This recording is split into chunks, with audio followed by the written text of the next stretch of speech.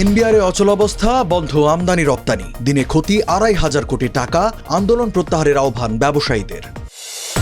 ইসলামী আন্দোলনের মহাসমাবেশে অংশ নিয়েছে জামায়াত এনসিপির নেতারাও, ভোটের অনুপাতে সংসদে আসন বণ্টন সহ ১৬ দাবি।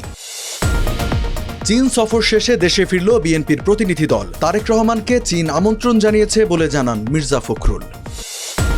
সুপ্রিম কোর্টের রায়ে বাড়ল ট্রাম্পের ক্ষমতা, এক সপ্তাহের মধ্যেই যুদ্ধবিরতি হতে পারে গাজায়, মন্তব্য ট্রাম্পের।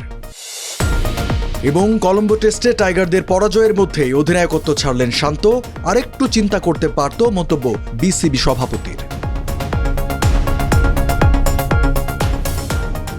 আমন্ত্রণ টিভিএস নিউজ অব দ্য ডেতে, সাথে আছে রঞ্জু ইফতেখার। এতক্ষণ দেখছিলেন সংবাদ শিরোনাম, এবারে জানাবো বিস্তারিত। জাতীয় রাজস্ব বোর্ড এনবিআর চেয়ারম্যানের অপসারণ ও বেশ কিছু দাবিতে কমপ্লিট শাটডাউন কর্মসূচি পালন করছেন এনবিআর কর্মকর্তারা। এনবিআর সংস্কার ঐক্য পরিষদের ব্যানারে এই আন্দোলন চলছে। এ কারণে এনবিআরের সব সেবা কার্যত বন্ধ আছে। এছাড়া চট্টগ্রাম বন্দর, বেনাপোল, ঢাকা কাস্টমস হাউস সহ দেশের সব কাস্টমস হাউস ও শুল্ক স্টেশনে কার্যক্রম বন্ধ বলেও জানা গেছে। এতে আমদানি রপ্তানিতে সব ধরনের শুল্কায়ন কার্যক্রম বন্ধ আছে। ২৯ জুনও চলবে শাটডাউন ও মার্চ টু এনবিআর কর্মসূচি। আন্দোলনকারীরা বলছেন তারা সরকারের সঙ্গে আলোচনায় আগ্রহী, তবে এর আগে এনবিআর চেয়ারম্যানকে অপসারণ করতে হবে। ২৮ জুন বেলা ২:৩০টায় অনুষ্ঠিত সংবাদ সম্মেলনে এই কর্মসূচি জানিয়েছে এনবিআর সংস্কার ঐক্য পরিষদ। তবে আন্তর্জাতিক যাত্রী সেবা এই শাটডাউন কর্মসূচির বাইরে থাকবে। কিন্তু এনবিআর চেয়ারম্যানের অপসারণের দাবি সমর্থন করেন না ব্যবসায়ী নেতারা। তারা বলছেন এনবিআর চেয়ারম্যানকে অপসারণ কোনোভাবে কাম্য নয়। একই সঙ্গে তারা একটি দক্ষ ও হয়রানিমূলক এনবিআর প্রতিষ্ঠার জন্য সংস্থাটির সংস্কারের পক্ষে জোরালো সমর্থনের কথা তুলে ধরেন। ২৮ জুন দুপুরে রাজধানীর নিজান কন্টিনেন্টাল হোটেলে দেশের শীর্ষস্থানীয় ব্যবসায়ী সংগঠনগুলোর পক্ষ থেকে আয়োজিত জরুরি সংবাদ সম্মেলনে এসব কথা বলা হয়। ব্যবসায়ীদের শীর্ষস্থানীয় ১৩টি সংগঠনের সাবেক ও বর্তমান নেতারা এই সংবাদ সম্মেলনে উপস্থিত ছিলেন। সংবাদ সম্মেলনে ব্যবসায়ী নেতারা জানান, এই আন্দোলনের কারণে দিনে প্রায় ২৫০০ কোটি টাকার সমপরিমাণ আমদানি ও রপ্তানি ব্যাহত হয়। তারা দ্রুত আন্দোলন প্রত্যাহারের আহ্বান জানান। প্রাপ্ত ভোটের অনুপাতে সংসদে আসন বণ্টন, নির্বাচনে লেভেল প্লেইং ফিল্ড সহ ১৬ দাবি জানিয়েছে চরমোনাই পীরের নেতৃত্বাধীন ইসলামী আন্দোলন বাংলাদেশ। ২৮ জুন রাজধানীর সোহরাওয়ার্দী উদ্যানে মহাসমাবেশের ঘোষণাপত্রে এই দাবি জানানো হয়। ইসলামী আন্দোলনের আমির সৈয়দ রেজাউল করিমের সভাপতিত্বে মহাসমাবেশের ঘোষণাপত্র পাঠ করেন দলের মুখপাত্র মাওলানা গাজী আতাউর রহমান। মহাসমাবেশ ঘিরে বেলা বাড়ার সঙ্গে সঙ্গে দেশের বিভিন্ন প্রান্ত থেকে সোহরাওয়ার্দী উদ্যানে আসতে শুরু করেন দলের নেতাকর্মীরা।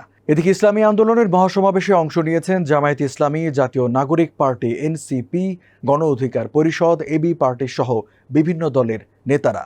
এনসিপি নেতা সার্জিস আলম তার বক্তব্যে বলেন, আমার সামনে আজ ইসলামী আন্দোলন বাংলাদেশের মহাসমাবেশে যে লক্ষ ছাত্র জনতার উপস্থিতি, তারাই ছিল আমাদের জুলাই অভ্যুত্থানের অন্যতম সহযোদ্ধা। আমরা যখন জুলাই অভ্যুত্থানের ওই স্মৃতিকে নিজেদের বুকে ধারণ করে শহীদের যে আত্মত্যাগ, জুলাই যোদ্ধাদের যে রক্ত দেওয়া, সেগুলোকে আমরা যতক্ষণ ধারণ করে সামনের দিকে এগিয়ে চলব, ততক্ষণ কারো প্রোপাগান্ডা বা বিদেশি এজেন্টদের চক্রান্তে আমাদের কিছু আসে যায় না। ৫ দিনের চীন সফর শেষে দেশে ফিরেছে বিএনপির প্রতিনিধি দল। ২৭ জুন রাত ১০টা বেজে ৪০ মিনিটে ঢাকার হযরত শাহজালাল আন্তর্জাতিক বিমানবন্দরে পৌঁছায় দলটি। বিএনপির মিডিয়া সেলের সদস্য সাইরুল কবির খান এই তথ্য জানান। সফর নিয়ে বিমানবন্দরে সাংবাদিকদের সঙ্গে কথা বলেন প্রতিনিধি দলের নেতৃত্ব দেওয়া বিএনপির মহাসচিব মির্জা ফখরুল ইসলাম আলমগীর। তিনি বলেন, চীনের কমিউনিস্ট পার্টি সিপিসির আমন্ত্রণে আমরা গিয়েছিলাম। আমাদের সফরটা ছিল মূলত রাজনৈতিক। চীন সফর ফলপ্রসূ হয়েছে জানিয়ে মির্জা ফখরুল বলেন, সফরকালে তারা বিভিন্ন গুরুত্বপূর্ণ বৈঠক করেছেন। তিনি বলেন, আমরা অভিভূত হয়েছি যে কয়েক বছরে চীন অন্য এক উচ্চতায় পৌঁছেছে, অর্থনৈতিক, রাজনৈতিক এবং সামাজিক শক্তি দিয়ে। বিএনপির ভারপ্রাপ্ত চেয়ারম্যান তারেক রহমানকে চীন আমন্ত্রণ জানিয়েছে বলেও জানান মির্জা ফখরুল। বিএনপির পক্ষ থেকেও দুই দলের মধ্যে সংলাপের জন্য সিপিসিকে দাওয়াত দেওয়া হয়েছে বলে জানান তিনি। মার্কিন প্রেসিডেন্টের নির্বাহী আদেশ আটকে দেওয়ার ক্ষেত্রে ফেডারেল বিচারকদের ক্ষমতা সীমিত করেছে সুপ্রিম কোর্ট। ফলে অবৈধ অভিবাসী ও অস্থায়ী ভিসাধারীদের সন্তানের জন্মসূত্রে নাগরিকত্ব বন্ধে ট্রাম্প যে আদেশ জারি করেছিলেন তা কার্যকর সহজ হলো। একে বিশাল জয় হিসেবে আখ্যায়িত করেছেন ডোনাল্ড ট্রাম্প। দ্বিতীয় মেয়াদে প্রেসিডেন্ট হিসেবে দায়িত্ব নেবার প্রথম দিনেই ট্রাম্প যেসব নির্বাহী আদেশে সই করেছিলেন সেগুলোর বিরুদ্ধে এই মামলা করেছিল অভিবাসন বিষয়ক অধিকার গোষ্ঠী এবং ২২টি রাজ্য। সুপ্রিম কোর্টের রুলিংয়ের ক্ষেত্রে রক্ষণশীল বিচারকরা ট্রাম্পের পক্ষ নিয়েছেন, যদিও বিচারকরা জানান জন্মসূত্রে নাগরিকত্ব নিয়ে ট্রাম্পের উদ্যোগ নয়, মোটা দাগে প্রেসিডেন্টের কার্যক্রমের উপর আলোকপাত করেই এই রায় দেয়া হয়েছে।